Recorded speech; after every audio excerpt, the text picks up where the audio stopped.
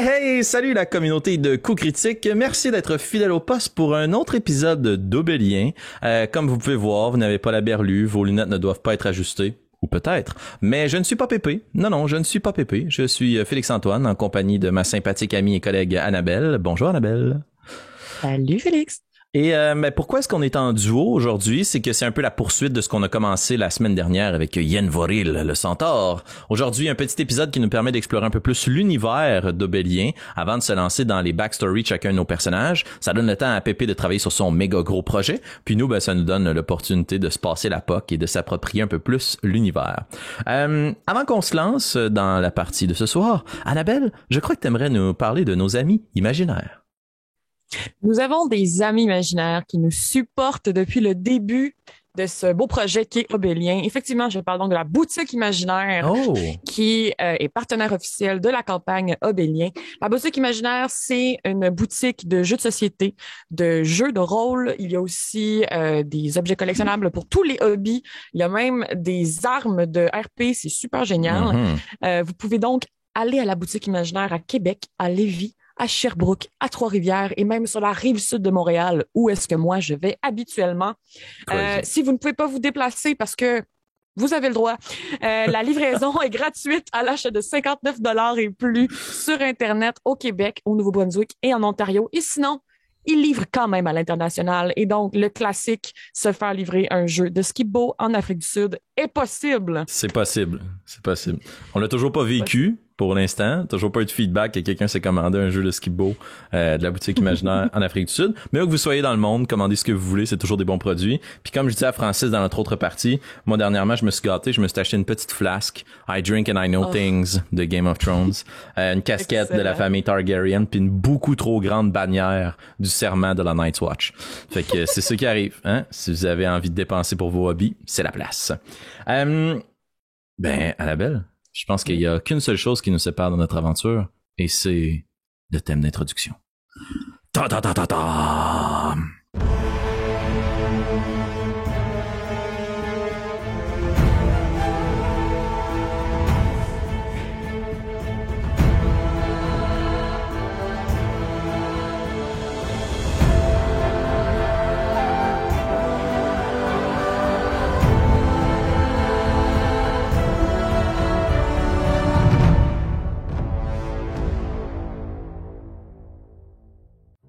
Annabelle, bienvenue dans cette petite partie solo de l'univers d'Obélien. Je t'invite à imaginer, pour qu'on commence notre partie, une gigantesque chaîne de montagnes que l'on survole à vol d'oiseau. Des pics enneigés, pointus, escarpés, un territoire totalement inhospitalier. Et tandis que notre vue narrative serpente et sillonne chacune de ces montagnes qui cintrent l'Empire, on peut apercevoir à travers les rocs et les pics quelques constructions de la pierre plus travaillée, et notre vue narrative commence à plonger à l'intérieur de l'un de ces orifices, cintré de deux gigantesques statues représentant des guerriers vêtus de lourdes armures, possédant des armes très bien détaillées, et des flammes qui illuminent les cavernes et la cité-État du pic de la dague. Dans la chaîne de montagnes à l'ouest de l'Empire, on ne se retrouve pas du côté de la faille, mais à l'autre opposé complètement de l'Empire. Dans ces montagnes, on peut retrouver des cités-États très anciennes, à l'intérieur desquelles habitent des clans et des familles de nains. Des cités très populeuses, des cités qui renferment des richesses, mais qui renferment surtout des familles dignes de mention dans l'Empire obélien. Des gens un peu reclus qui contribuent au reste du commerce de l'Empire en fournissant des richesses naturelles. Et tandis que notre caméra narrative se promène à l'intérieur, on peut plonger et plonger, croisant au passage des dizaines et des centaines de plus petits êtres à la barbe bourrue, aux sourcils épais, qui transportent des pics, qui transportent des brouettes, du minerai. Et on continue à descendre comme ça, tandis qu'au centre complètement de cette montagne, on peut voir un puits gigantesque, autour duquel, en rayons et en étages, se dessinent des étals, des magasins, des maisons, des grands halls. Et on se retrouve sur le pic de la dague, dans une cité-État bien précise. On se retrouve dans la cité des Emberstone, qui a été nommée en l'hommage de ta famille. Et tandis que l'on plonge encore plus profondément à l'intérieur de cette cité, on peut apercevoir de moins en moins de flammes, de moins en moins de lumière, et un petit détachement d'une trentaine d'individus qui descendent un long escalier serpentin, torche à la main, pour se rendre dans une mission d'excavation. À la tête de ce troupe de petits personnages, on retrouve une personne, un peu plus élégante que la moyenne, vêtue d'une lourde armure, et pour notre bénéfice, Annabelle, ou devrais-je dire maintenant Tishma, j'aimerais bien que tu puisses nous présenter ton personnage. Oui, bien sûr. Comme tu l'as bien amené, Tishma, effectivement, est vêtue d'une lourde armure, mais c'est une armure très travaillée. C'est un peu comme une armure cérémonielle. Il va y avoir donc des éléments décoratifs sur cette armure-là qu'on pourrait peut-être associer à des badges ou à des mentions honorables de combat. Nice. Tishma va avoir les cheveux en tresses multiples, très épaisses qui lui descendent dans le milieu du dos. C'est comme un amas très solide. Et la couleur orange-rouge, c'est en fait de la glaise qui a été utilisée pour les ramener derrière. Nice. Donc, des tresses qui partent par en arrière. Donc, c'est quelque chose qui est très solide, très propre aussi. Mais dans ces tresses-là, il va y aussi avoir des joyaux, des éléments minerais qui ont été pris dans ces mines-là. Puis elle est probablement en train de travailler en regardant des plans ou en regardant un peu comme des parchemins sur une table plutôt basse. Puis les vêtements qu'elle a en dessous de son armure sont très sobres malgré l'élégance de l'armure. Donc on parle de gris, on parle de tissu un peu noir avec des reliefs intéressants. Donc voilà. Très cool. Je vois très bien la scène. Belle utilisation de la glaise, ça fait très nice. J'adore. Merci. Alors, en effet, tu es installé sur une table, probablement cintrée du contremaître de l'opération d'excavation et puis de quelques-uns de tes soldats. Tu vois que directement autour de toi t'inspire la confiance, les gens t'écoutent, puisqu'au sein de cette cité-État, tu portes le titre de Dag, qui est l'équivalent dans le reste de l'Empire d'une certaine forme de chevalier. Tu es un officier militaire haut gradé.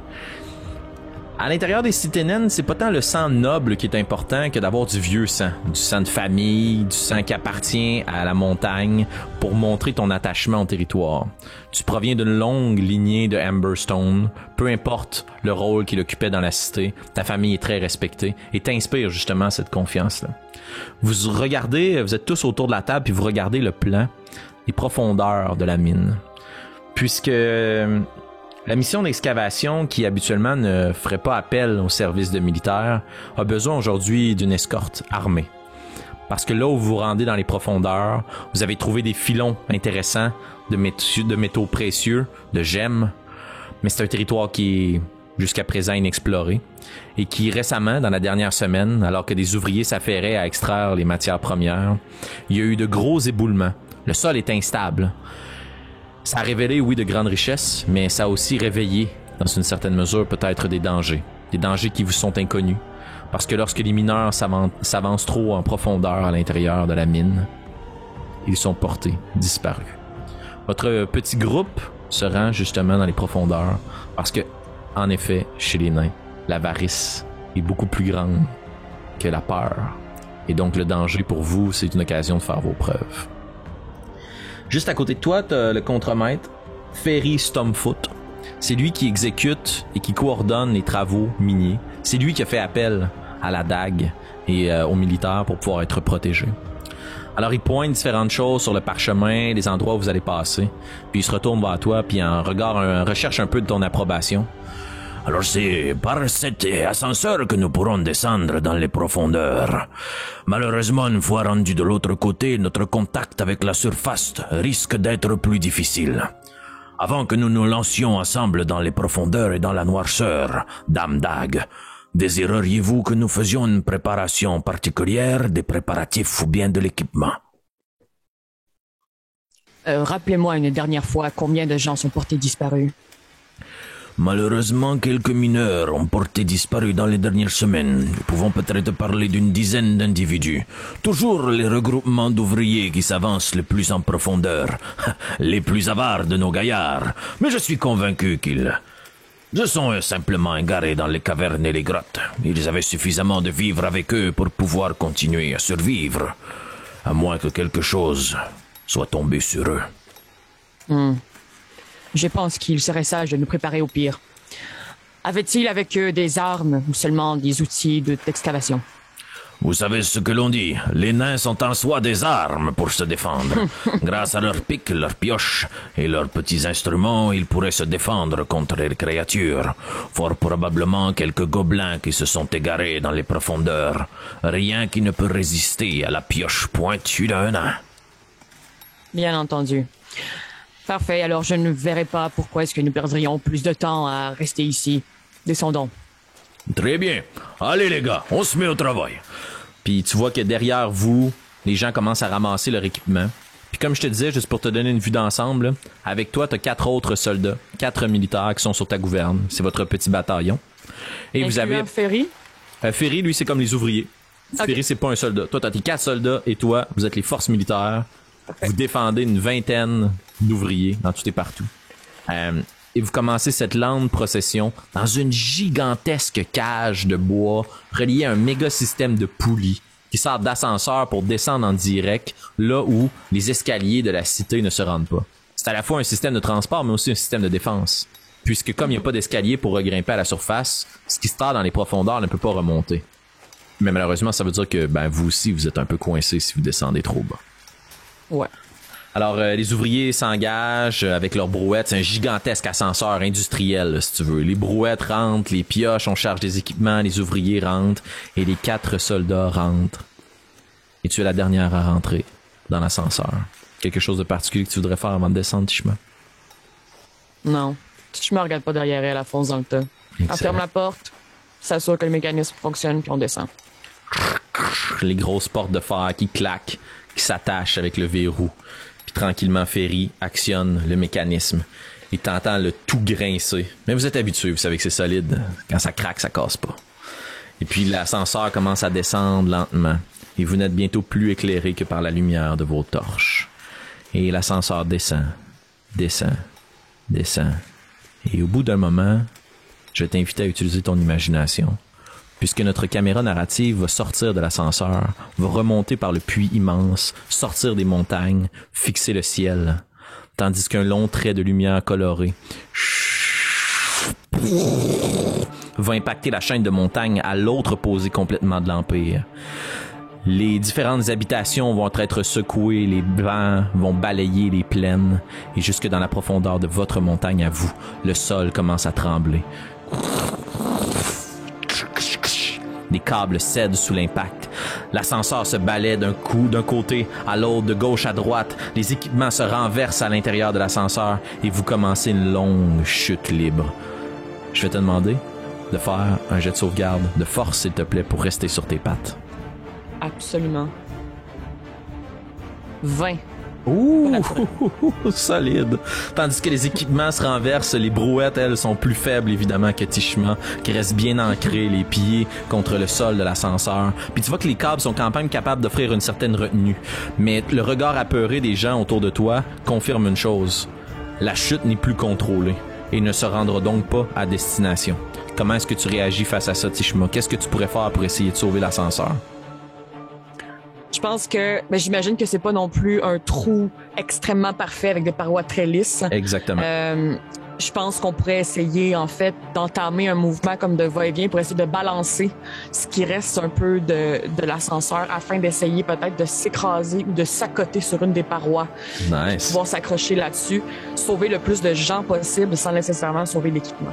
J'adore ça. Excellent. Je vais te demander de faire un jet de sauvegarde de persuasion, s'il te plaît, puis tu vas le faire avantage, puisque immédiatement, dès que tu commences à te promener de part et d'autre de l'ascenseur, les 4 soldats qui t'accompagnent suivent leur chef, puis imitent le même mouvement pour pouvoir faire balancer l'ascenseur. Ton jet de sauvegarde, ton jet de persuasion, s'il te plaît. On est à 9. On est à 9. Tu vois que les gens sont un peu pris de panique, puis ils commencent à courir de tout bord, de tout côté. C'est pas un mouvement qui est super synchronisé. Puis à un certain moment, juste avec votre poids, vous êtes capable, toi et tes 4 soldats, de faire impact sur une paroi. Mais le mouvement est désynchronisé, puis l'ascenseur commence à tourner sur lui-même. Puis à côté, à se briser sur les parois. Et t'as la peur. Une seconde. traverse tes yeux. Un sentiment qui ne t'a pas beaucoup habité dans ta vie. Puisque en tournant l'ascenseur, une partie de la porte s'est accrochée dans l'une des pierres escarpées du tunnel et la porte se décline. Il y a donc vous dans votre petit ascenseur et il y a un trou béant en dessous. T'as aucune idée combien de distance te sépare du puits et du fond du puits. Tu vas t'agripper ou agripper les gens autour de toi. Je vais te demander de faire un jet de sauvegarde de dextérité, s'il te plaît. Bien sûr. 11. 11. T'essayes d'agripper tes soldats, les gens les plus importants pour toi, ceux avec qui tu verserais le sang. Mais tu vois malheureusement qu'il y a de l'équipement qui commence à tomber, des ouvriers qui essayent de s'agripper, et on entend le fameux cri de Willem. Quelqu'un qui tombe, puis vous entendez des impacts un peu plus bas. T'as le déclic. Vous êtes proche. Vous êtes proche du sol. Comment est-ce que tu réagis face à ça? T'as retenu tes soldats avec toi.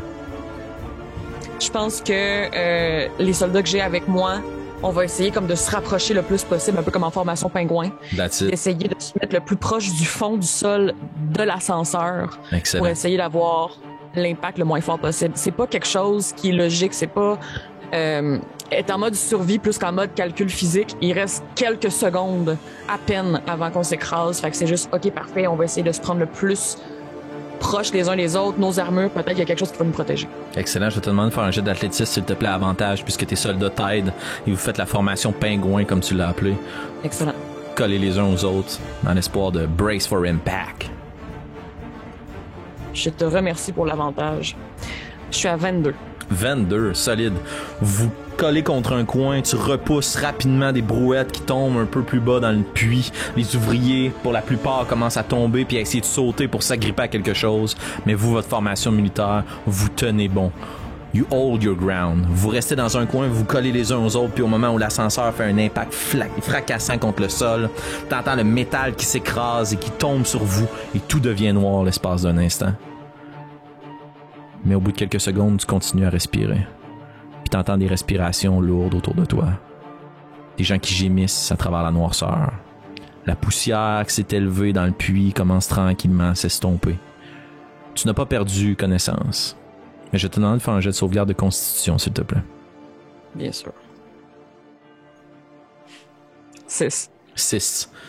Il y a un gros crack qui s'est fait entendre au moment où vous avez percuté le sol.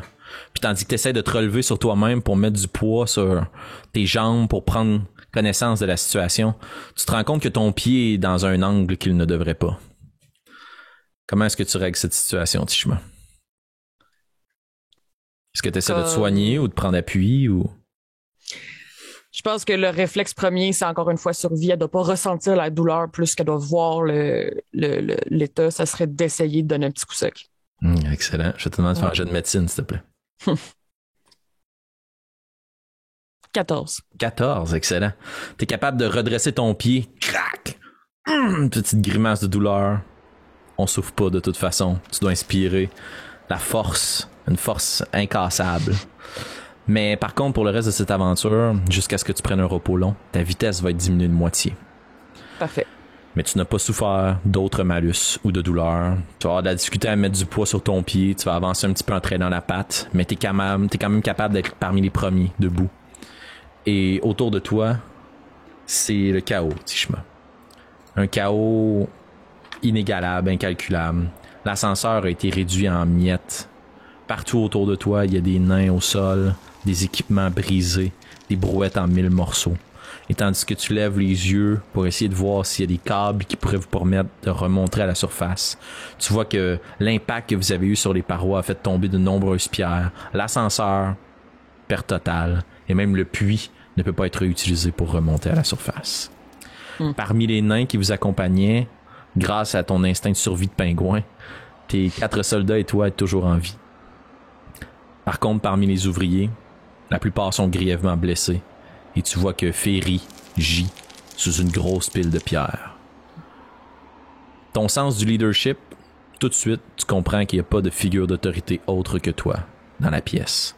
Et pour te donner des chiffres, 4 soldats, 5 ouvriers, le reste doivent être récupérés dans une mission de survie. Là.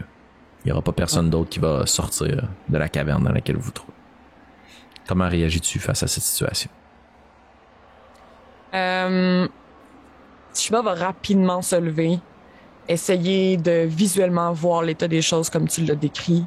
Le chaos, les pierres, l'équipement un peu partout, les gens qui sont coincés sur des rochers probablement.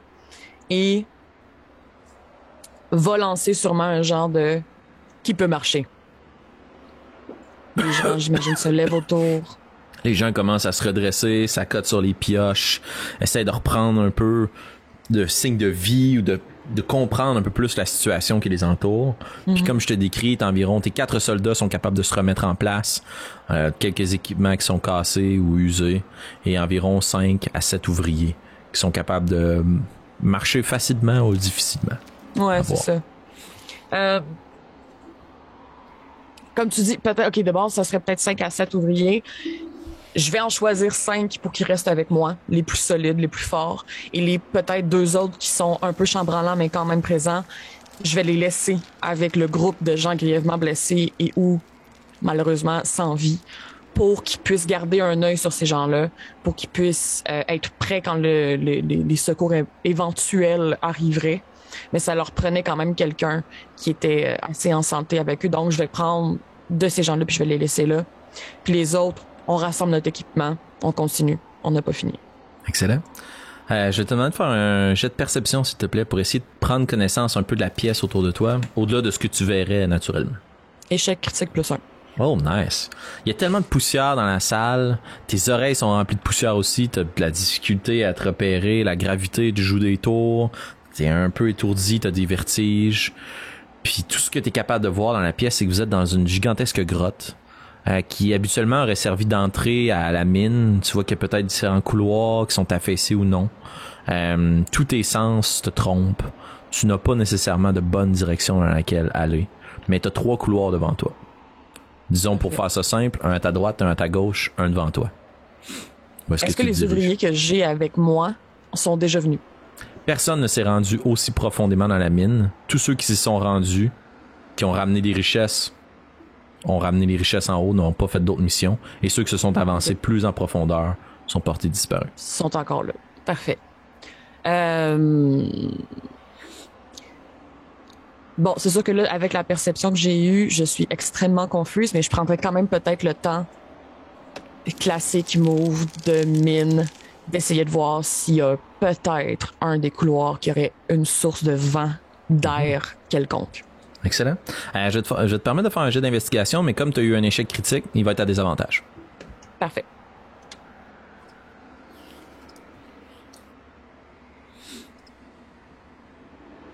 Dix. Avant de se lancer dans les couloirs, tu reprends un peu tes sens, puis tu demandes à 2 de tes soldats, qu'on va nommer, si tu veux. Oui. Avec toi, tes 4 guerriers, t'as Elorim, Boreas, qui sont 2 nains mâles, si on veut. Et c'est très important pour toi d'avoir des femmes guerrières dans ton groupe. Alors, t'as 4 Boutra, qui a un nom vraiment facile. Ouais, c'est ça, moi, je l'ai écrit, c'est le fun. Le dire, après ça, tu te rends compte, tu rends de la merde. C'est tout le temps ça, guerrier. On va l'appeler 4. Ça va être plus simple. 4 Boutra. Parfait. 4 Boutra. Et Elveda. Parfait. Superbe. Donc, Elorim, Boreas, Elveda et 4. Non, c'est parfait. 4 reste à côté de toi, c'est un peu l'adjudante. C'est la plus ancienne, celle qui a le plus d'expérience. T'as le titre, mais elle a le respect de ses congénères. Et les 3 autres soldats, elle leur donne tout de suite des torches. Ils vont les placer à l'entrée des 3 tunnels. Puis pendant un moment de silence, tandis que vous avez les gémissements des gens derrière qui se font soigner par les 2 ouvriers que tu laisses, vous inspectez les torches. Les flammes vacillent assez normalement. Puis au bout d'un moment, il y a une des torches qui vacille un peu plus. Celle à votre droite. Si tu cherches de l'air, c'est par là. Allons-y. Excellent. Pour les besoins de la cause, j'aimerais ça que tu m'expliques un peu la stratégie de déplacement que vous avez. Est-ce que toi, tu es à l'avant avec tes 4 soldats? Est-ce que les 5 ouvriers sont devant, derrière? Comment tu gérerais un peu tes troupes? Je serais devant probablement avec 4, comme tu m'as expliqué, qui est la plus expérimentée de la gang. Je mettrais les 5 ouvriers au centre, sûrement comme 2, 1, 2. Puis on termine avec les deux hommes, Elorim et Boreas. Ok. Je vais faire un petit graphique. Excellent. Vous avancez dans ce couloir. Puis tu remarques que le séisme, qui pour toi n'est qu'un séisme pour l'instant, a quand même fait des ravages dans les profondeurs. C'était pas une mine aussi solide, tu le sais, là, t'es pas une mineur, c'est pas toi qui es en charge de l'excavation, mais veux pas t'habites dans une cité naine, tu connais ça, la pierre. Vous étiez dans une phase 1 d'exploration. C'est-à-dire qu'il y a quelques petites poutres qui viennent solidifier, des endroits où on a pu remarquer que le sol était plus faible, mais on n'a pas de réseau de torches ou bien de poutres, de soutien. C'est vraiment comme ça a été creusé, on ramasse ce qui est intéressant, on tasse sur le côté ce qui ne l'est pas. Fait que le sol est très difficilement praticable. Et vous vous enfoncez dans ce couloir sombre. Il y a quelques minutes qui passent à marcher, éclairé par des torches, ou est-ce que vous y allez simplement avec votre... On garde les torches, deux en avant, une derrière. Excellent. Vous avancez éclairé par vos torches, vos yeux nains s'acclimatent peu à peu à la noirceur. Et au bout d'un moment, dans ce couloir façonné, tu vois que le séisme a fait un gros éboulement, encore une fois sur ta droite. Comme si une partie du couloir s'était effondrée. C'est en contrebas, donc ça descend. Et tandis que t'éclaires avec les torches, tu remarques que cette salle-là est composée de pierres taillées. OK. Je te demande de faire un jet d'histoire, s'il te plaît. Oui. Et je pense que tu peux le faire avantage. Attends, est-ce que je veux utiliser cette compétence des nains, là? Il y a comme un truc que vous avez avantage sur tout ce qui est stone cunning. Voilà. Dès que tu fais un jet d'histoire qui est en rapport avec le travail de la pierre, tu peux le faire tu peux ajouter double ton proficiency bonus. Donc toi, ton jet d'histoire, c'est plus 0, tu vas pouvoir rajouter un plus 2 à ça. Donc roule histoire, plus 2. On est à 11. Sans nécessairement connaître la provenance de la pierre, ou tu sais, t'es assez loin, là. Tu sais que sous votre cité, parfois, on retrouve des ruines très très très anciennes qui dépassent l'âge de la cité des nains. Au début, vous aviez perçu ça comme des anomalies, des choses qui n'avaient pas lieu d'être, des grandes découvertes, mais l'exploration de ces ruines-là se sont toujours révélées très peu fructueuses. Il y a rien la plupart du temps, ni même de gens qui y habitent. C'est très peu excavé. Il y a des équipes qui ont été envoyées dans ces salles-là pour faire de l'exploration et ils n'ont rien trouvé. Rien ni personne. À l'exception de fresques indéchiffrables sur les murs, présentant des scènes qui ne vous sont aucunement communes. Okay. Donc, pour toi, la découverte de cette salle-là, ça a comme deux émotions. C'est rassurant parce que il y a de l'espace, mais en même temps c'est comme l'inconnu pas excitant pantoute, là. OK. Est-ce que tu continues dans le couloir ou est-ce que tu t'aventures dans les ruines? Est-ce que à l'entrée de cette pièce-là, il y a moyen avec les torches de voir jusqu'au bout de la pièce, ou faudrait vraiment qu'on s'avance plus profondément pour voir comme l'emploi? Faudrait vraiment rentrer, là. Tu sais, c'est comme c'est une petite porte naturelle qui s'est faite avec l'éboulement. Il y a une partie du mur qui s'est effondrée. Mais comme c'est en contrebas, t'as pas d'idée de l'ampleur de la pièce. La lumière de vos torches puis vos yeux, adaptés à la noirceur, sont capables de voir que c'est une pièce. Mais l'ampleur, y a-t-il des couloirs, ça débouche sur quelque chose, faut rentrer dedans pour le savoir. Parfait. Je vais essayer quelque chose. Dis-moi si tu es d'accord avec ça ou pas. De mon imaginaire de mine, j'ai envie de me dire que à certains moments, les nains auraient peut-être développé un genre de langage au niveau des sons. Donc, au niveau peut-être de frapper sur des choses ou des trucs comme ça. Et j'aimerais peut-être essayer avec peut-être de mes gants ou avec une botte ou quelque chose, de frapper sur un des murs, essayer d'utiliser l'écho pour voir s'il y aurait réponse. Excellent, très cool. Ouais, tu vas pouvoir faire un repérage d'écolocation comme une chauve-souris. Fait que ça va être un jet d'investigation, straight roll, qui va se faire par le son. Donc c'est super, ouais. Puis tu sais, je cherche pas tant non plus à savoir l'ampleur de la pièce, plus de savoir s'il y a quelqu'un dans la pièce. Nice. On est à 18. 18. Tu tapes des mains avec tes gantelets métalliques, puis l'écho se répercute, tout le monde tend l'oreille. Les ouvriers se rapprochent parce qu'ils ont beaucoup plus l'oreille affinée pour ce genre de choses que les gardes. Dans le couloir, l'écho te revient assez rapidement. Le couloir de mine qui continue devant vous là, risque de se buter à la fin de l'exploration qui a été faite. Donc, ce couloir-là n'est pas une issue. Au regard de ce que tu as identifié plus tôt, l'air que tu as pu voir, le courant d'air, ben c'est fort probablement vers les ruines. Après ça, quand tu te retournes dans la salle puis tu claques, il n'y a pas nécessairement un feedback direct qui t'est donné de il y a quelque chose dans la pièce. Ça semble être une grande salle. Mais je te demande de faire un jet de perception, s'il te plaît. Avec plaisir. 9. Tu dirais qu'il n'y a pas âmes qui vivent dans la pièce, mais il y a quelque chose de sourd. Comme t'entends pas une réaction de quelque chose qui bouge ou qui se déplace, mais quand tu tapes des mains, c'est comme s'il y avait quelque chose qui avait absorbé une partie du son. Est-ce que c'est un amas de tissu, de chair, peu importe, là. Mais il y a quelque chose qui résonne pas comme la pierre à l'intérieur de la pièce, ça c'est sûr. Parfait. Dans ce cas-là, j'approcherai les 4 gardes avec moi comme en ligne frontale et je pense qu'on essaierait peut-être de faire toute la pièce en avançant, un peu comme avec les torches, essayer de voir au sol et de laisser que les ouvriers nous suivent, mais d'un peu plus loin. Excellent. T'es la première à descendre. L'escarpement permet juste de laisser passer une personne à la fois, mais les 4 gardes et toi, vous faites une espèce de battue. Puis vous êtes capable de prendre toute la largeur de la pièce. Là. C'est quand même une grande salle dans laquelle tu te trouves.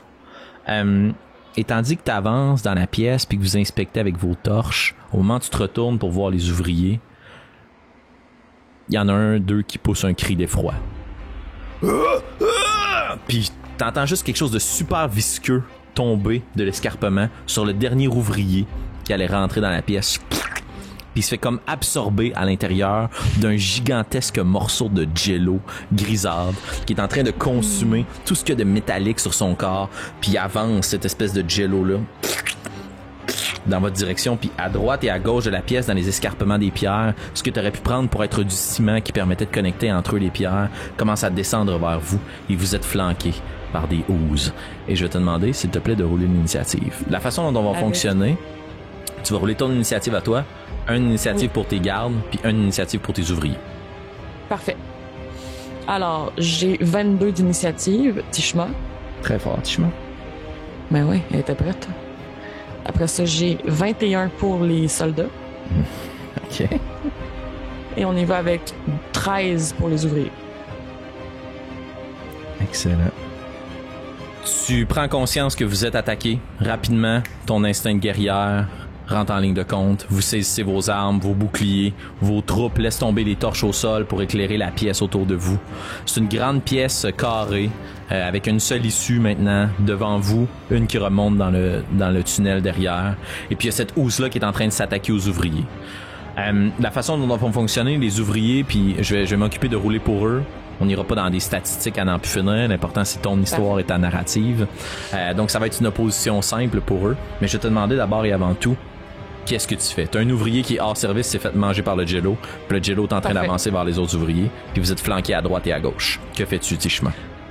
Je m'imagine que la vitesse d'approche de ces créatures-là est pas nécessairement extrêmement rapide. Non, exact. Ça se mouvoie plus rapidement que tu pourrais l'imaginer. Mais c'est pas super là, non. C'est pas super rapide non plus, là. Parfait. Et deuxième question, c'est pas la première fois que je vois ça. Vous en avez entendu parler. Roule un des votes. 11 et plus, tu t'es déjà battu. 10 et moins, t'en as déjà entendu parler. Parfait. 19. Tu t'es déjà battu contre ce genre de housse-là, puis spécifiquement cette housse à la coloration grisâtre. Il y a une chose que tu sais, c'est que si vous approchez quelque chose de métal ou qu'elle touche quelque chose de métal, elle va le corroder immédiatement. Ouais, exact. Parfait. Cool. À ce moment-là, je pense que j'irai avec... Je pense que je vais y aller juste avec une des torches. Tu m'as dit qu'on les a mis au sol. Ouais. Je vais quand même juste la gripper et essayer de créer peut-être, en la brandissant devant moi, un genre d'espace qui nous séparerait, nous, de eux. Est-ce qu'on est complètement encerclés? T'en as une à ta droite, une à ta gauche, puis les ouvriers sont en train de se faire manger par du jello. Là. Fait que vous êtes pas complètement encerclés, il y a de l'espace. Là. Parfait. Fait que c'est ça. J'essaie dans le fond, de délimiter encore plus cet espace-là, le temps que peut-être mes soldats pensent à quelque chose, parce que moi, visiblement, je n'ai que des armes en métal. Excellent. Fait que tu prends des torches puis tu la mets devant toi puis tu essaies de repousser les créatures puis tu vois que les ouvriers, tout le monde réagit un petit peu de la même façon. Les soldats empoignent les torches puis ils vont imiter ce que fait leur leader. Puis vous prenez les torches puis vous essayez de repousser les créatures puis il y en a même un de tes soldats, tandis que c'est son tour, prend la torche puis il va essayer de donner un coup à la créature puis tu vois que la torche rentre à l'intérieur du jello. Il est absorbé et s'éteint. Tout simplement. OK.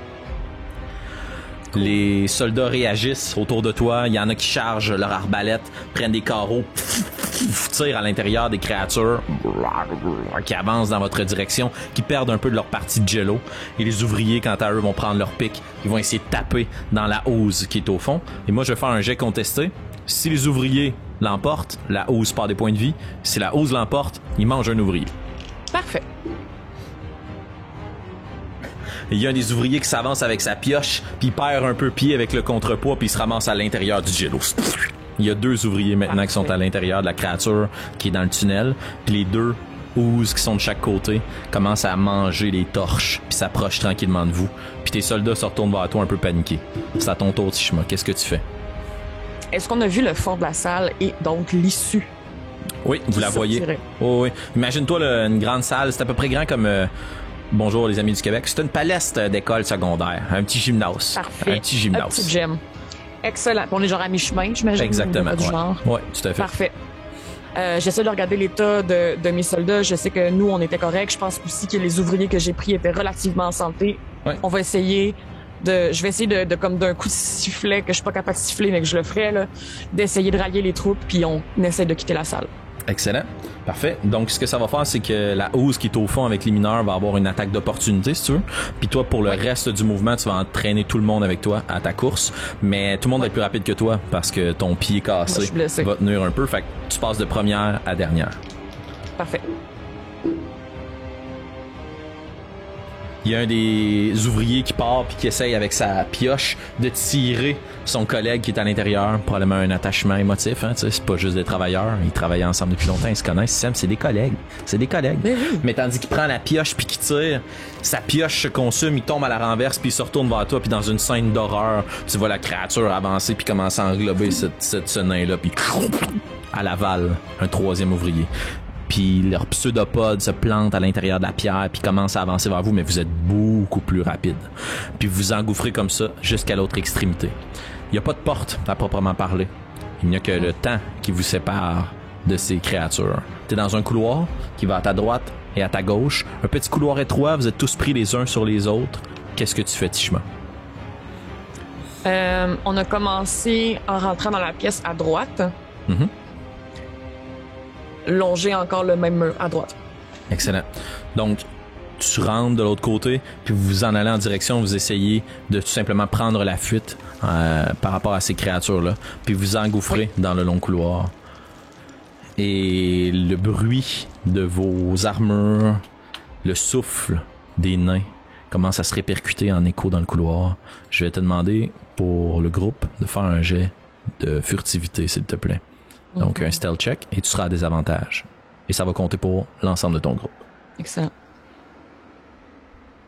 17. 17. Très, très bas sur votre centre de gravité. Vous longez le couloir. Est-ce que vous traînez les torches avec vous? Ils sont toutes éteintes de toute façon. Excellent. Donc, vous rallumez pas de torche, vous vous fiez uniquement à vos sens. La noirceur commence à vous englober, puis tout autour de vous, tout est sombre, tout est un peu oppressant. C'est des longs couloirs de pierre, très bien travaillés. C'est pas une facture naine, par contre, ces ruines.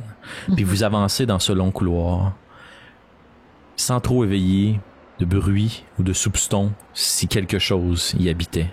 Toujours toi la dernière de ton groupe, puisque t'es plus lente maintenant avec ton pied cassé. Tu jettes un coup d'œil derrière toi et le bruit de ces pseudopodes et de ces créatures visqueuses semble s'estomper, ainsi que les cris des ouvriers nains que vous avez laissés derrière. Tu es seul, derrière, à jeter un coup d'œil dans le couloir, dans l'obscurité, et derrière toi, tes 4 soldats, et maintenant, 2 ouvriers. Tes troupes sont fatiguées. Certaines des armes qu'ils possédaient sont brisées. Et le couloir semble continuer pour un bon moment encore. Toujours en ligne très très droite. Il y a quelque chose de super carré, excessivement cartésien dans ces ruines. Est-ce que vous rebroussez chemin ou est-ce que tu continues dans cette direction-là? C'est sûr qu'on rebroussera pas chemin. J'aimerais, lorsqu'on considère vraiment qu'on est hors de la menace, prendre un moment, rassembler, c'est même si on est comme en file un derrière les autres, rassembler, arrêter les gens. Est-ce que vous avez besoin de vous arrêter? Mais qu'est-ce que c'était que cette créature? Visiblement, vous ne nous avez pas menés dans la bonne direction. 3 de mes compagnons sont morts, plutôt. Puis là, tu vois qu'il commence à avoir un peu de tension entre tes soldats et les ouvriers, là. Est-ce que tu essaies de faire quelque chose pour calmer le jeu? T'intimides? Tu persuades? Tu charmes? Monter le ton un peu. Essayez de rappeler aux autres c'est qui le leader. Si vous avez descendu ici, c'est que vous saviez à quoi vous vous attendiez. Puis tu vois que l'adjudante prend son marteau puis le place un peu plus en évidence. Puis regarde les ouvriers qui commençaient à s'affoler. Je vais te demander de faire un jet d'intimidation avantage, s'il te plaît. Merci.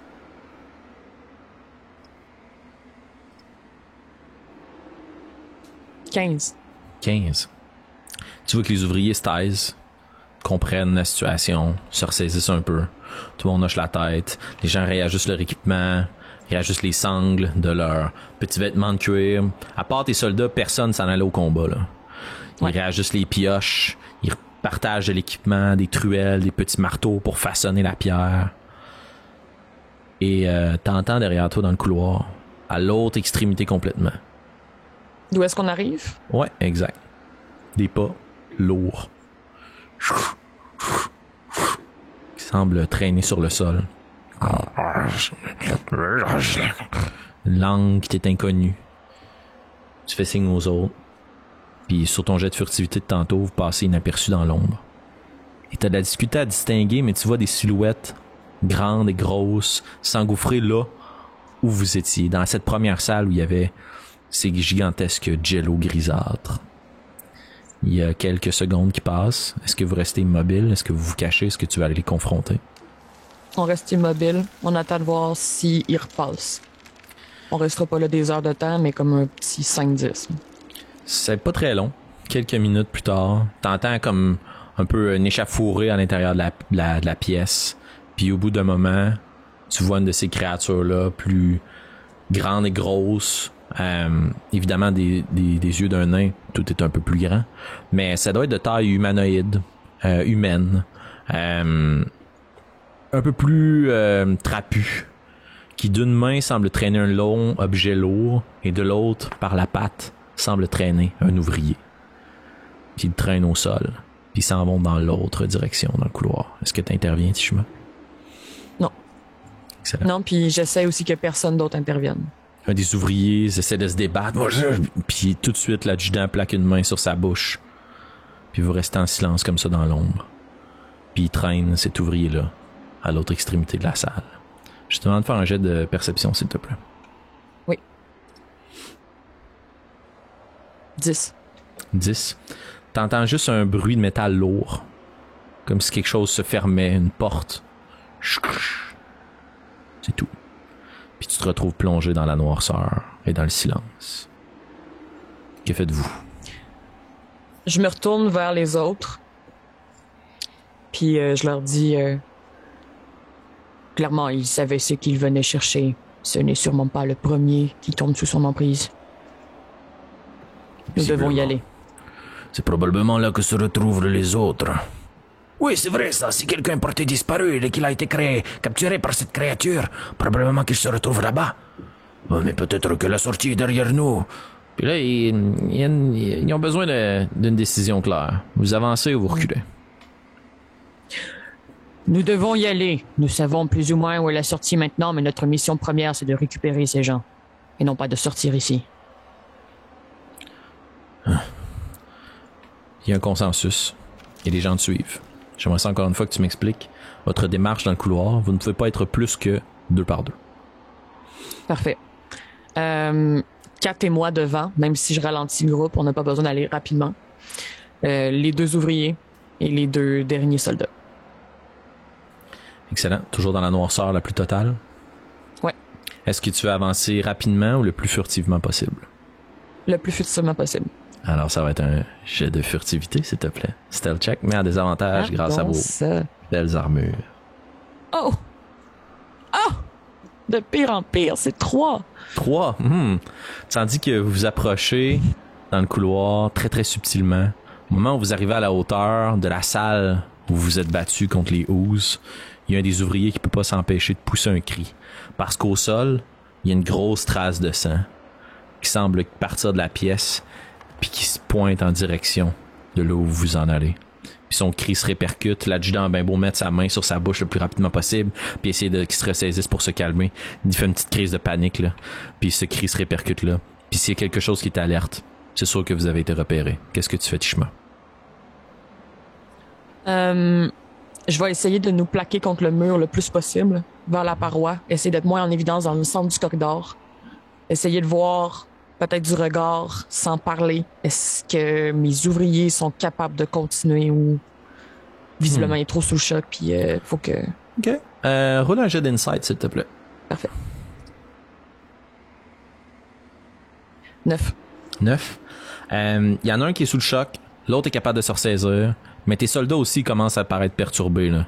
Oh. La vue d'autant de sang, même si vous êtes des guerriers, vous avez vu des gens mourir, c'était pas si violent, mais là qu'ils soient traînés puis sanguignolants, ça veut dire qu'il y a quelque chose de violent qui se dresse devant vous, là. Puis tout le monde semble être un petit peu agité sous le choc. L'adjudante à côté de toi reste de marbre. Et tandis que tu inspectes les gens, à l'autre extrémité du couloir, là d'où vous venez, pas là où vous en allez, semble percevoir des choses dans l'ombre.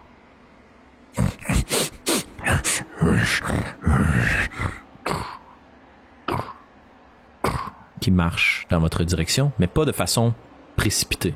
Comme s'il avait été alerté, mais que vous n'êtes pas encore repéré. Parfait. Que fais-tu?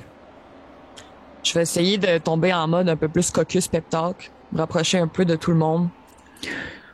Si nous restons ici, c'est nous qui nous ferons traîner comme celui-là.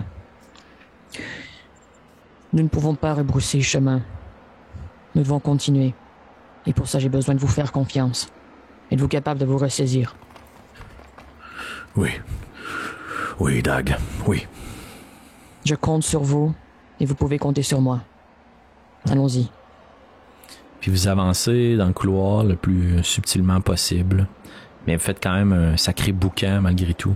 Puis tu vois que la créature qui était en filature derrière vous s'arrête. Puis commence à avancer un peu plus rapidement, puis se détache de plus en plus de l'ombre. Puis ce que tu avais aperçu comme une silhouette décharnée un petit peu plus tôt, est de plus en plus visible, facile à inspecter. La première chose que tu remarques, c'est sa grosse tête, très grasse, de nombreux mentons gras qui tombent sur sa poitrine, concave, qui rentrent un peu à l'intérieur de son corps, tellement ses épaules sont grandes, ses bras sont plus lents, plus larges. Il l'aide à avancer. Puis tu remarques qu'il tâte le long des parois, puisqu'au centre de son visage, dans sa gueule avec des crocs pointus, il manque deux choses. Il n'a pas d'yeux. Ses longs cheveux noirs qui tombent de chaque côté de son visage, qui marchent de sa démarche imprécise, mais quand même très déterminée. Il n'a pas peur de tomber sur quelque chose. Il ne voit juste rien. Mais il écoute, il sent. Puis au bout d'un moment, il vous sent. Puis il commence à avancer plus rapidement. Et visiblement, là, si vous essayez de prendre la fuite, vous allez pouvoir déboucher dans l'autre pièce à l'autre extrémité du couloir, mais il va y avoir quelque chose derrière vous. La question simple, fight or flight? Est-ce que tu combats ou tu fuis? On sait pas ce qu'il y a dans la pièce. On sait juste qu'il y en a peut-être d'autres comme lui. Peut-être, je pense qu'on va juste se mettre dans le corridor. Le corridor est plus large? Celui-là, on est encore un peu en fenêtre. Toujours en 2 par 2, ouais. Parfait. Kat et moi devant, arme à la main. On est prêt à l'accueillir. On va pas nécessairement sauter vers lui. On va attendre de voir son move. Mais on est prêt à protéger les autres qui sont derrière nous. Excellent. Fait que vous dépassez un petit peu la porte de la pièce avec les housses, question de pas vous faire encore une fois flanquer, là. Vous avancez, vous prenez de la distance dans le couloir, tu te places devant ton gros bouclier à la main, vous restez dans la noirceur la plus totale, puis vous voyez cette créature-là avancer vers vous. Puis elle prend de la vitesse, puis elle brandit un long gourdin que tu vois de par son apparence blanchâtre, être une espèce d'un gigantesque fémur, avec des pics et des crocs qui ont été plantés. C'est vraiment une arme très très russe, là. Puis elle avance vers vous. Puis, je vais te demander de rouler l'initiative, s'il te plaît. Oui. Alors, c'est 11 pour Tishma. Ça va être 18 pour les soldats. Nice. Et 5 pour les ouvriers.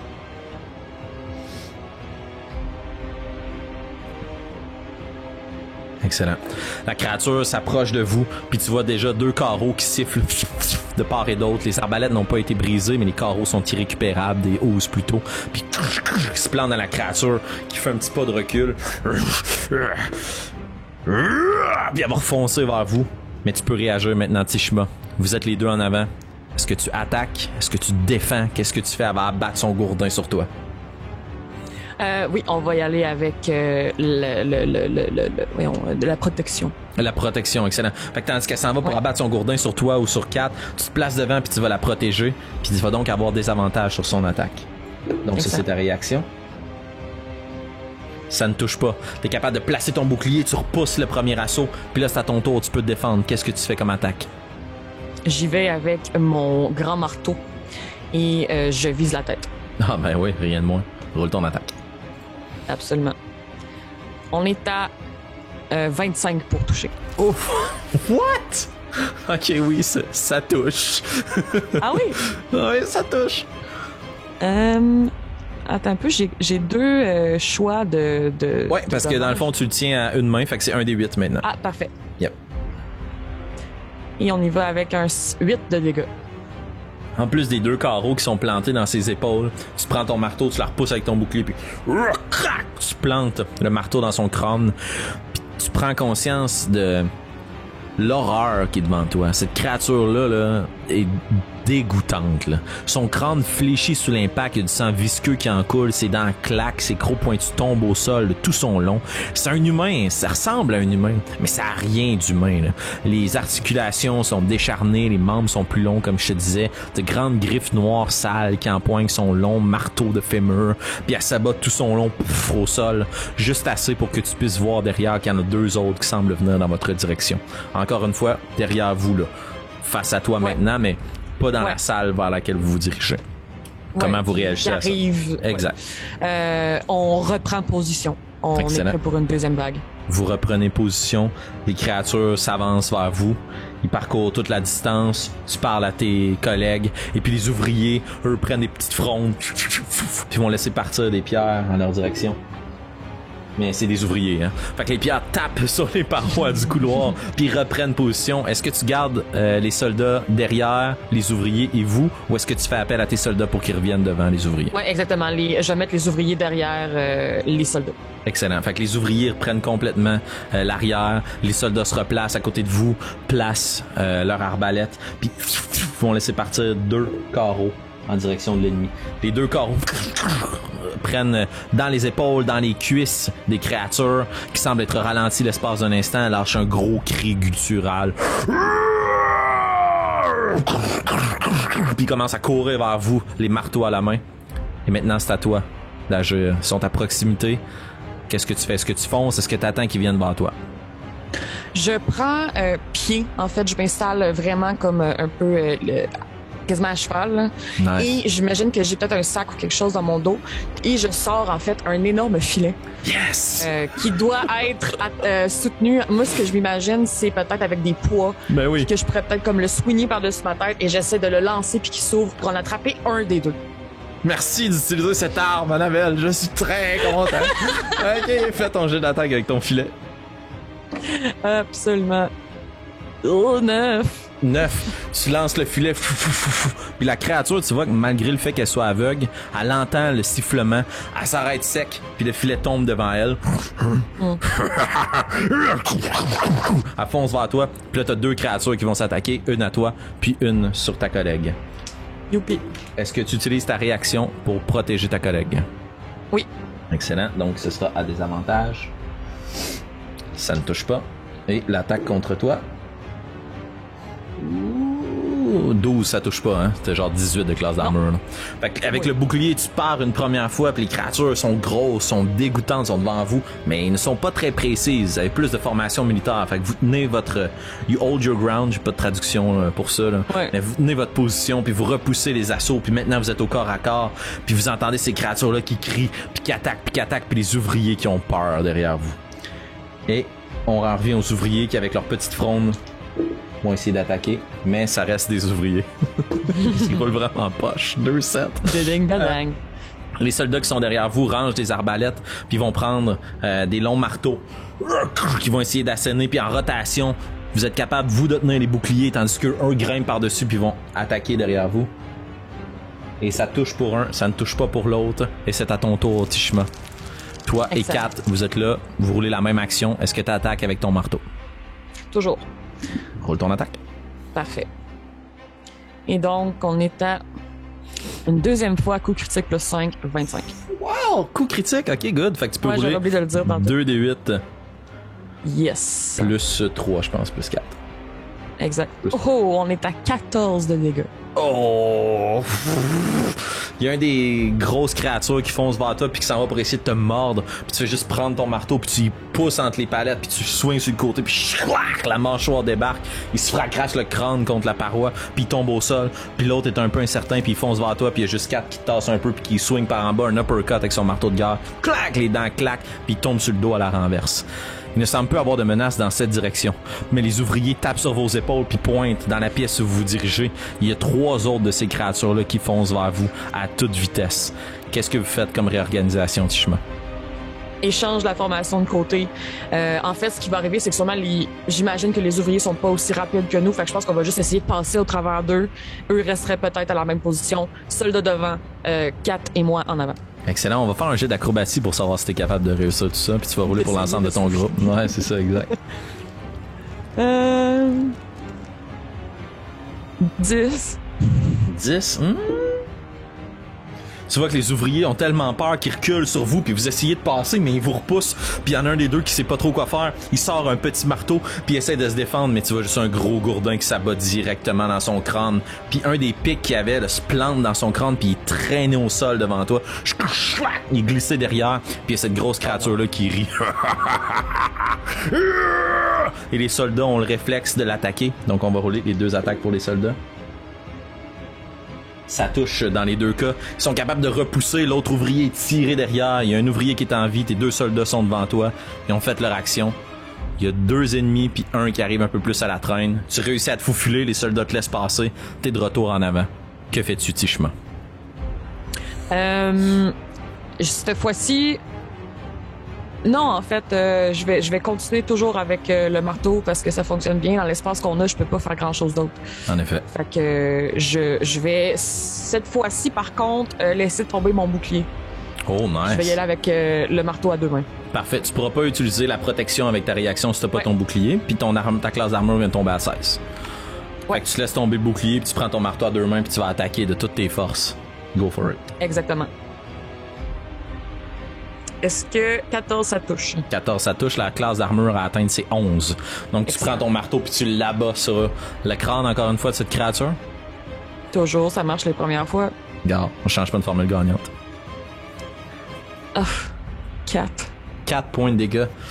Tu réussis à abattre ton marteau puis tu vois 4 à côté de toi qui elle aussi là-bas. T'abats ton marteau sur la gueule puis tu vois juste qu'elle se disloque puis la créature continue à avancer vers toi puis elle se fait planter l'autre marteau dans le crâne, crac, puis son crâne rentre vers l'intérieur puis elle tombe au sol. Il y a encore 2 des créatures qui sont là. Qu'est-ce que vous faites? Est-ce que vous, encore une fois, tenez votre position ou est-ce que vous essayez de vous déplacer? Il y a nulle part où aller. On n'a pas le choix de continuer. Fantastique. Donc, les 2 créatures vont pouvoir essayer de vous réattaquer. Et ils sont vraiment poches, ça paraît qu'ils sont aveugles. Ils essayent d'abattre les marteaux sur vous, mais vous êtes capable de tenir votre position, votre petite formation militaire. Et il y a juste quelque chose qui détonne, là. Vous êtes super solide, vous tenez votre position, puis derrière, t'as un ouvrier qui pleure, là. Mais il part, par contre. Il part puis il fait quelque chose d'utile. Il va chercher ton filet. Il va chercher ton filet puis il te le ramène en courant. Puis il pleure. Ah, aidez-moi. Puis vous reprenez votre position et les 2 soldats qui sont à l'avant vont essayer d'abattre leur marteau. Un des 2 va toucher. Ça casse une jambe à l'une des créatures qui tombe au sol. Il y a donc encore 2 monstres, un qui est à genoux, un qui avance vers vous. Tishma, c'est à toi. Que fais-tu? Mais voyons, j'ai un nouvel accessoire, c'est sûr que je vais l'utiliser. Fantastique. Prends le filet, re-swing, cette fois-ci, peut-être un peu moins groundé, plus dans les airs. Je sais pas, ça n'a pas marché la première fois. Puis je vais peut-être comme faire, tu sais, quand tu fais un lancer du poids, là. Nice. Je vais faire un pas par en avant en me disant, je me suis pas rendu tantôt, cette fois-ci je vais me rendre. Excellent. Donc, lance le net. Roule ton attaque de filet. Hey, Seigneur, je suis à 6. 6. Tu lances ton filet, il revole en plein milieu de la poitrine de la créature. Ça l'impacte, elle pitch au sol, elle se retourne vers toi. Puis elle va abattre son gourdin en ta direction. Oh, 16 pour toucher, ça touche. Ah, ben oui. Ouais! Youpi! Je fais des dégâts. Oh! 7 points de dégâts contondants. Ouchie. Et 3 points de dégâts perçants. Tandis que ton épaule, clac, se disloque, puis tu sens qu'il y a un pic, clac, qui se plante à l'intérieur de ton épaule. 4 repousse le gourdin, mais la créature qui est au sol va soigner dans ses jambes. Et est capable de faire un pas de recul, puis le gourdin, se cogne contre la paroi. C'est à l'ouvrier maintenant, qui saisit tout son courage, sort une petite dague, va vous enjamber, va sauter par-dessus vous, puis va essayer d'aller poignarder une des créatures en criant probablement le nom de son collègue, là. Rodmerish! Puis il va stabber une des créatures qui va être capable de la replacer au sol. Il reste juste un monstre devant vous. T'as ton filet à proximité. Est-ce que tu veux essayer de la capturer ou est-ce que... Pas de pitié. C'est assez. C'est assez. Pas de pitié. Excellent. Repogne le marteau à 2 mains. That's it. Puis c'est un one-on-one. Puis tu sais, j'imagine comme un ralenti. Là, puis là, ça dézoome peut-être un peu. Puis là, on est les deux face à face avec notre grosse arme. Je suis minuscule à côté de lui. Mais je swing mon marteau à 2 mains dans sa face. Ah, excellent. Et on y va avec un 19 pour toucher. Ah, ça touche. Roule tes dégâts. Mets un terme à cette rencontre. Et on est à 12 de dégâts. 12, fantastique. Tout comme tantôt, là, tu sais, tu tournes sur toi-même un peu comme pour le lancer du poids, là, mais c'est juste le poids de ton marteau, tes mains glissent jusqu'à la manche, jusqu'au bout du manche, puis crac, ça fracasse sur le côté de la poitrine, crac, qui plie vers l'intérieur, il se prend le côté, puis il tombe au sol, puis tes soldats jettent sur lui, puis les marteaux s'abattent, et le petit ouvrier continue à stabber la créature qui est au sol, et tout à coup, le calme revient à l'intérieur du couloir. Vous tendez l'oreille. Il semble plus y avoir de pas lourds qui courent en votre direction. Est-ce que c'était toutes les créatures dans le couloir, dans ce souterrain, ou juste une première garde? Qu'est-ce que tu fais, Tishma? Rassembler les effectifs, rassembler les gens, récupérer notre matériel. Pas le temps d'essuyer nos armes. On est probablement maculé de sang qui ne nous appartient pas. Je m'imagine avoir une flasque de quelque chose. Ah oui, c'est sûr. Que je fais juste genre à côté sur la poitrine de l'ouvrier. Je le regarde, lève la tête. Récupérez vos forces, nous devons partir d'ici. Cale son truc. Est-ce que tu veux utiliser ton second win pour pouvoir regagner des points de vie? Oui. Excellent. Donc, s'il vous plaît. Tu prends ton second souffle, tout le monde prend un moment de repos, la flasque se passe, l'excellent eau de vie de poire, un bon goût qui punch. Tout le monde reprend un peu de points de vie. Donc, tout le monde reprend 4 points de vie. Il avait été minimalement blessé, donc pas de problème avec ça. Puis toi, pour ta part, un des 10 plus 4. Excellent.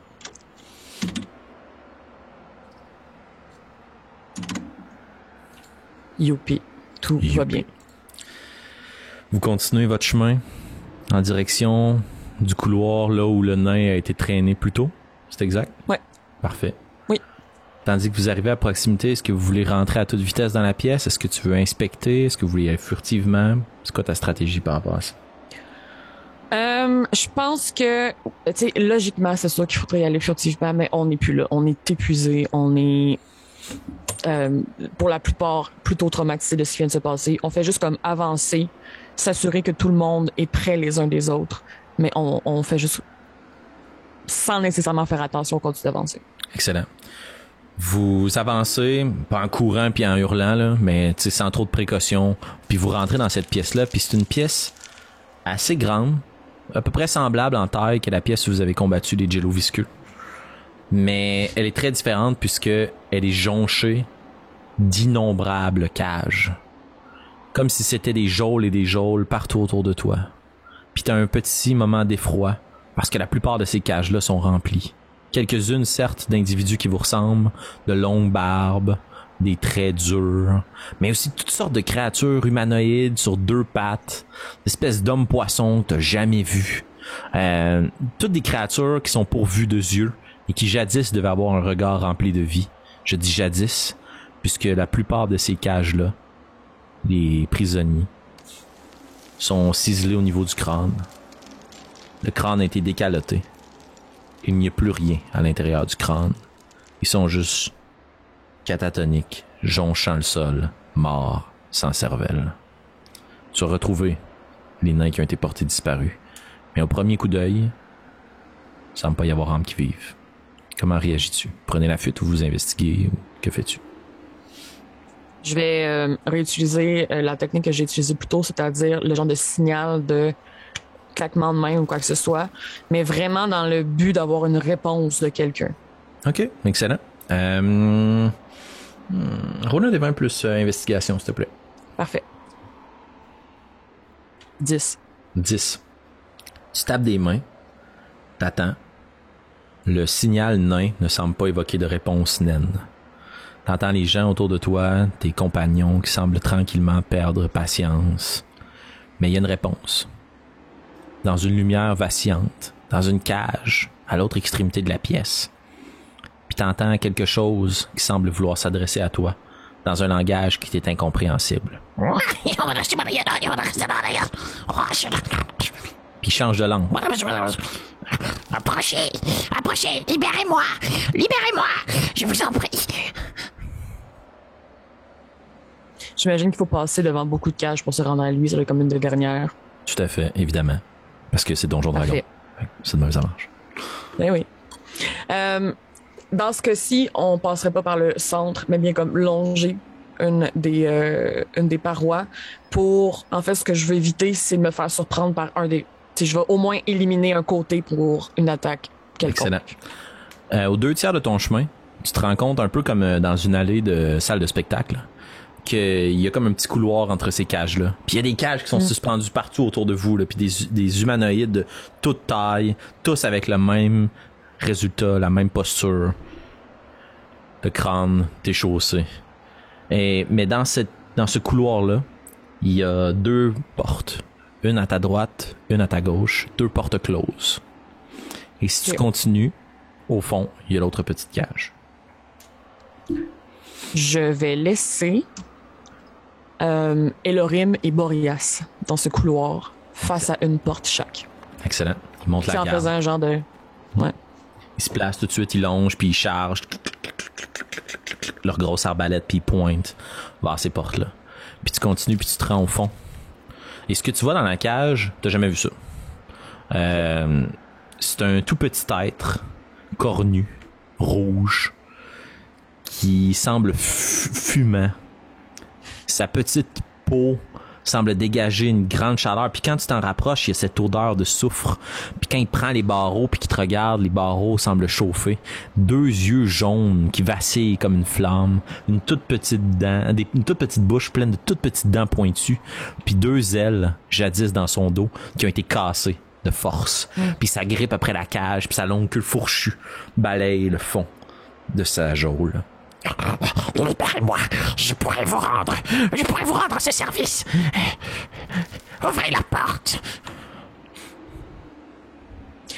Qu'est-ce que vous faites ici? Je suis en vacances. D'après vous, qu'est-ce que je fais ici? Je me suis fait capturer. Je parle de ces mines. Qu'est-ce que vous faites ici? Vous croyez, vous les nains, que ce territoire est vôtre, mais vous avez tout faux. Dans les profondeurs les plus sombres, d'autres choses y habitent. Des portes vers d'autres mondes sont ouvertes, et j'en ai émané afin de venir chercher des âmes en peine. Mais c'est moi qui fus capturé et pris au piège. Je n'ai pas de temps à perdre avec vous, puis je vais juste comme me revirer de bord. S'il vous plaît, je peux vous être d'une grande utilité. Vous ne savez pas par où sortir, n'est-ce pas? On s'arrête. Combien de temps avant la sortie? Cela dépend. Si je vous guide, peut-être quelques heures. Si je vous laisse partir dans ce dédale, habité par les Grimlock, eh bien, probablement l'éternité. Les quoi? Les Grimlock, de grandes créatures visqueuses aux dents pointues. Puis il donne exactement la description de ce que vous avez combattu dans le couloir. C'est eux qui ont fait ça?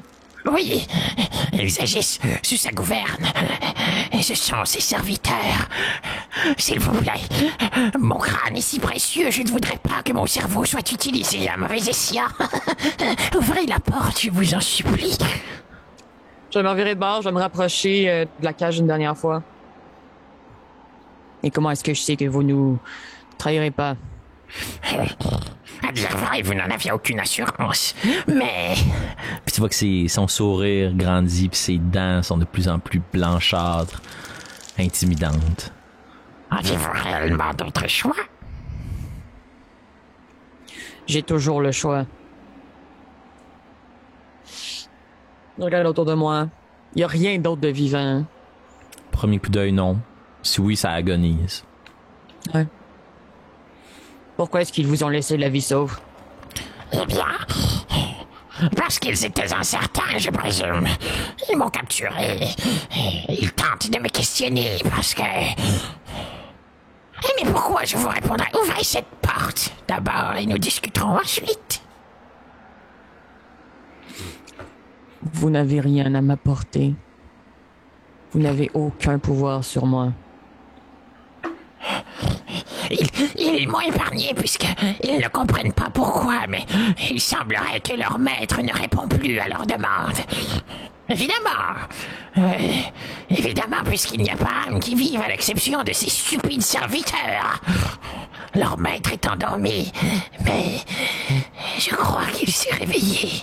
Vous avez senti la secousse, n'est-ce pas? Peut-être. Dans cette secousse, quelque chose a agité le sol et la terre. Et il a redonné vie à ceux qui se terrent dans les profondeurs de cette grotte. Qu'est-ce qui se terre? Une chose immonde. Une créature d'âges anciennes. Quelque chose hors de votre contrôle, beaucoup trop puissant pour nous. Est-ce que ça me dit quelque chose? Roulez un des 20 plus histoire. Parfait. 16. Il y a toutes sortes de choses dangereuses dans les profondeurs des grottes et des mines. C'est pas pour rien que vous avez autant de systèmes de défense qui sont déplacés toujours au niveau le plus bas. Mais à ta connaissance, il y a des gobelins, il y a des trolls, il y a des araignées. Il n'y a pas rien de comme super intelligent, là. La créature que tu as devant toi, qui appartient probablement à un monde infernal, diabolique ou quelque chose du genre, c'est la première manifestation que tu peux voir d'un tel univers. Et c'est la chose la plus intelligente que tu aurais pu croiser dans les profondeurs. T'es pas surprise, mais ça te dit rien. Parfait. Je vais accrocher un des barreaux. Je vais rapprocher ma tête de sa tête. J'imagine que la créature est plus petite que moi. Ah ouais, minuscule. Ah ouais. C'est ça. C'est comme une grosse fille, là. Écoutez-moi bien, petite chose. Je vous libère à la condition que vous nous montrez le chemin. Par contre, vous disparaissez de ma vue la seconde que je peux sortir d'ici et je ne vous revois plus jamais. Oh, ne vous en faites pas. Je n'avais pas envie de m'attarder auprès de vous. Puis j'y monte mon marteau. Et si quoi que ce soit arrive entre-temps, entre nous, ici et la sortie, je vous écrase en 1 seconde. Vous croyez vraiment que vos menaces me font peur? Roule un des 20 plus intimidation. Excellent. 6. J'ai vu des choses beaucoup plus dangereuses que vous. Ce n'est pas votre marteau que je crains, mais ce qui se terre dans ces profondeurs. Libérez-moi, et je me ferai tout petit, tout petit, tout petit.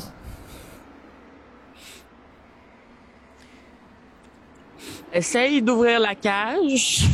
La façon la plus simple, quand t'inspectes un peu la cage en question que t'as de l'ouvrir, c'est de marteler la serrure. Par contre, c'est sûr que ça va faire du bruit. Ouais.